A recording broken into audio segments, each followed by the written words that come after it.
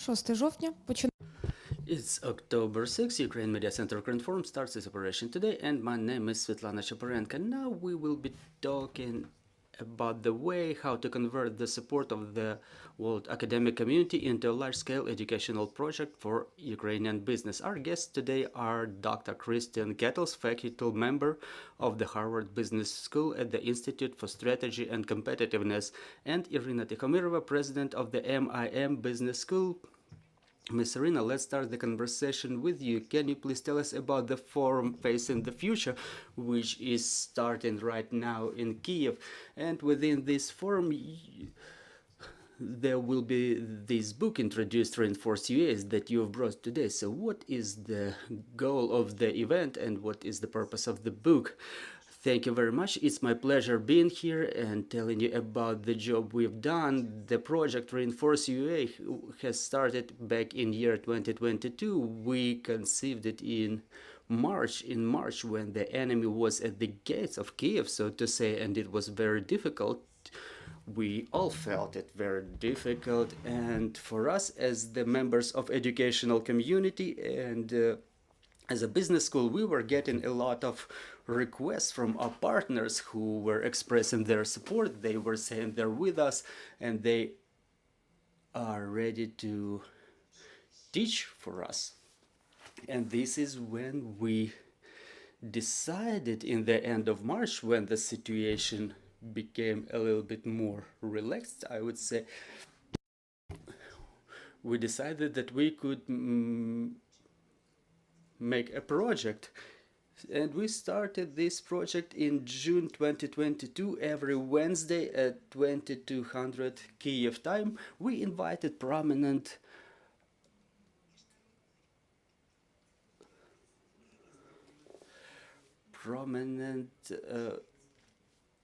professors from different parts of the world, from United States, Sweden, South Africa, India, and they were talking about the modern times. They were talking about the key ideas of concern to the humanity, and we were thinking that those ideas are extremely important because they are of great importance to Ukraine. First of all, we have to know, we have to understand, we have to discuss the agenda, the global agenda.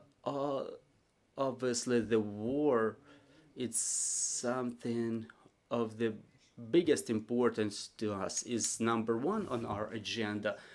But on the other hand, there is the understanding that the war will end and we will have to rebuild the country. And those global ideas were something that we wanted to bring to Ukraine, and we wanted to give the opportunity to everybody to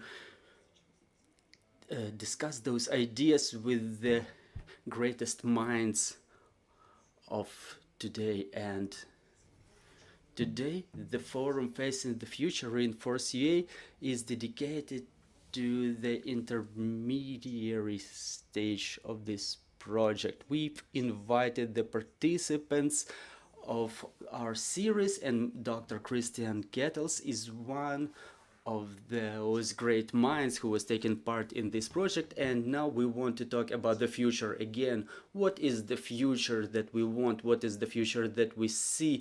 What is supposed to be done to make it happen?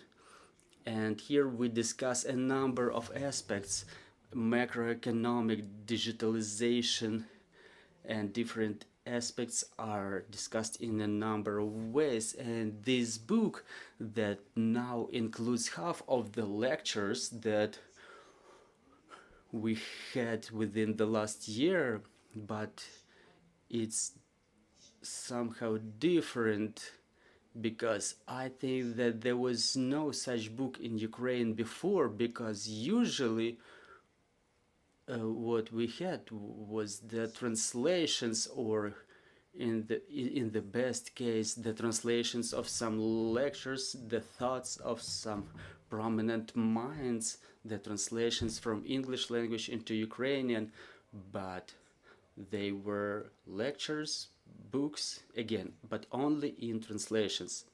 What's different about this book? it represents the people who are known throughout the world. They have something to say, and those lectures, they are specifically about Ukraine and for Ukraine. They were prepared specifically for Ukrainian participants.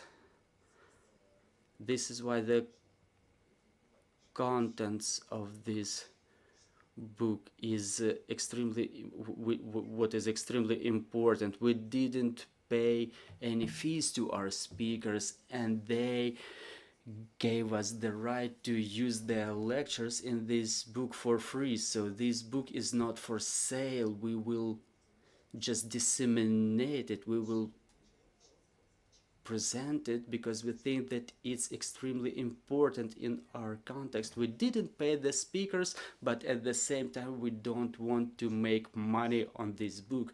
So this is why I would like this book to be disseminated, to be discussed, so that it's available to many, to the students, to the veterans, to the business, to the scientific community. And this is why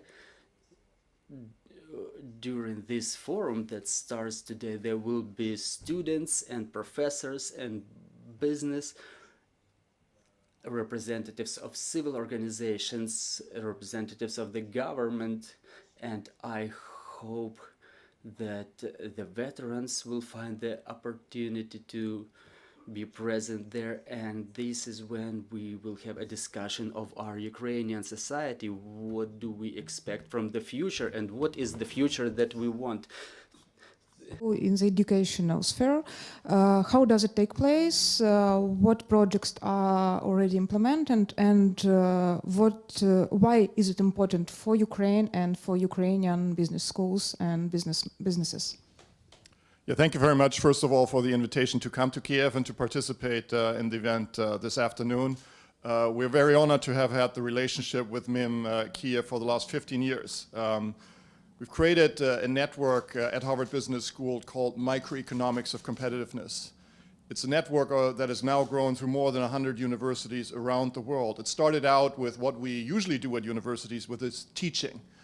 So we teach a course which is also taught here to our students, master students and executives, that's really about how do you create prosperity in the long term in your location. This network has, over the last 20 years, grown beyond teaching. First it went into research, but then very importantly, I think it quickly moved into impact. A lot of our affiliates, and I would count MIM in that group, has an ambition that goes far beyond education. They want to make a contribution to their society, to their location, to ensure shared prosperity can be built in this location.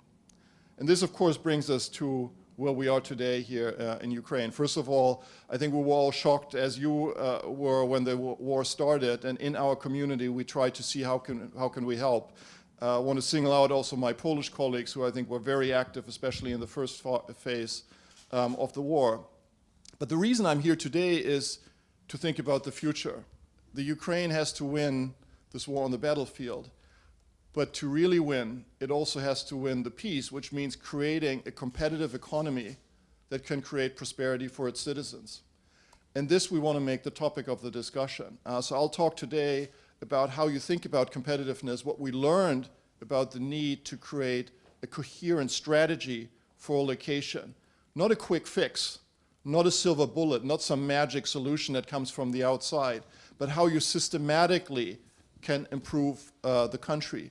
And this is why it's so important that this book, it's not called Rebuild Ukraine, it's called Reinforce. It's really about creating a better Ukraine after the war. Again, we are not here today to provide solutions, but I think what we want to provide and start is a dialogue and a perspective on how you can get to that solution. That solution will have to come from inside the Ukraine. It's about how you think about your future, how you think about the value that you see yourself and your economy providing in a European and a global context. I'm glad that we are having this discussion today because obviously the Ukraine is facing very hard choices short term, military choices, but also economic choices. You have to finance the military effort. You have to finance the programs of the government and your economy. And there's a lot of work going on with the IMF and other international institutions. That's critical. But that is not answering the question of how a competitive Ukraine will look like in the future. So we want to start that second track, if you will, of that debate.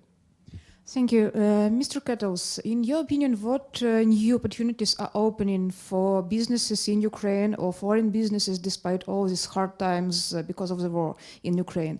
And what new opportunities will be open when the war will be over, when we get our victory? So I would say, this is a process. There's no quick answer to these type of questions. I mean, I think there are some obvious assets that the Ukraine has. I think your agricultural and food industry is very large. I think that is an asset and will be a critical part of the economy moving forward.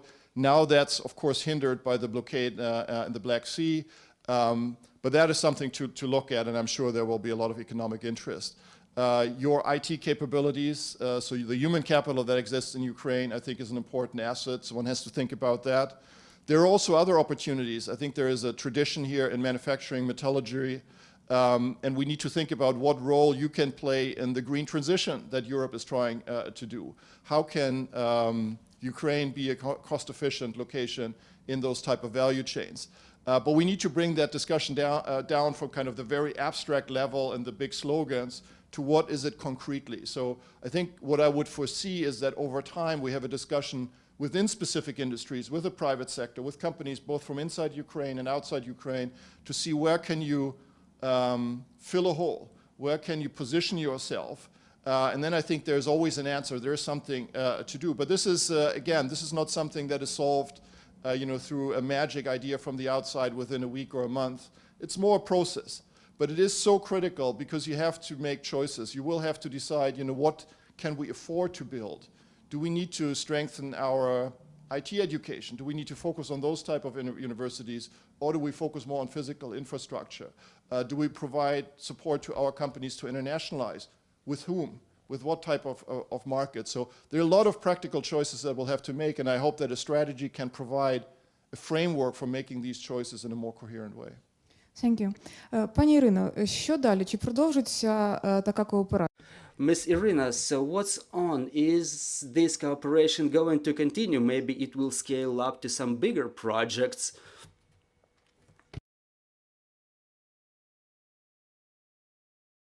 Well, the cooperation will continue for sure. The project will continue. As I said, it's a middle stage for the time being. We will not go to have these workshops every Wednesday. We will have them every third Wednesday of the month. So once a month there will be live meetings with the most prominent thinkers, because we brought this wave up. We raised this wave. Now we have relations, we have opportunities, we have contacts, we have opportunities to invite the most prominent, the most famous, the most outstanding thinkers to Ukraine so that they can start discussing the modern agenda. On the other hand, I think that this is what we were discussing with Mr. Christian, that this phase where we were just making statements of the ideas is already through, and now we will proceed to some phase of roundtables, maybe some meetings which will be specialized so that we can discuss more concrete things to set up priority tasks, maybe on a more local level, not so global, but they can be of more use, and I'm confident that they will be more useful to make some concrete steps to reinforce Ukraine. We keep saying that the victory is achieved with the first step, but to make this first step we have to consistently keep going in the right direction. And this is one of the phases like one phase may be over, but the project will continue. It will continue in lectures, but there will be more expert discussions added to this. Thank you very much. I would like to give the floor to our colleagues. Vladislav Obuch, Ukrinform. I'm having a question about cooperation, or if you will, synergy. There are two aspects here. So first one, how does the global fundamental science work on the Ukrainian issue? Because for us it's important not to have only vision of our future, but to have understanding of those tactical steps, of the tools that we can use, and it's impossible without technologies. And another question is about cooperation of international academic community or scientific community and those who are involved in applied scientific activities in the area. So what is the cooperation in the area of legal policies? Because given the specifics of the regulations in Ukraine, in many aspects, it may turn out that if something may be good for, say, American or German business from the legal point of view, it may be seen as the problem for Ukrainian businesses. I think that in part I have already answered your question, but what to do next? Next we have to start the expert discussion of specific steps, and our project that was initially aimed at bringing the modern agenda to Ukraine during the war, now it's proceeding to more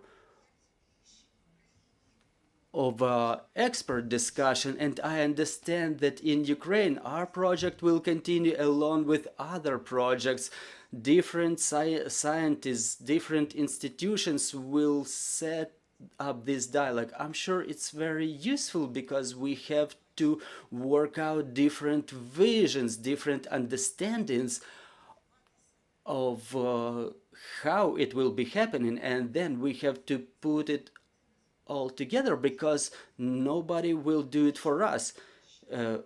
Our partners may provide us with support, but again, how to rebuild the country?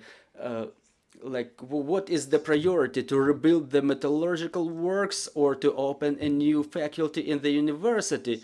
It should be our decision. It's up to us. But if we have the solution, if we have confidence, and if it falls in line with the general strategy, the money will be there. It's not like give us the money and we will figure out something. We should have very specific vision which complies with the strategy.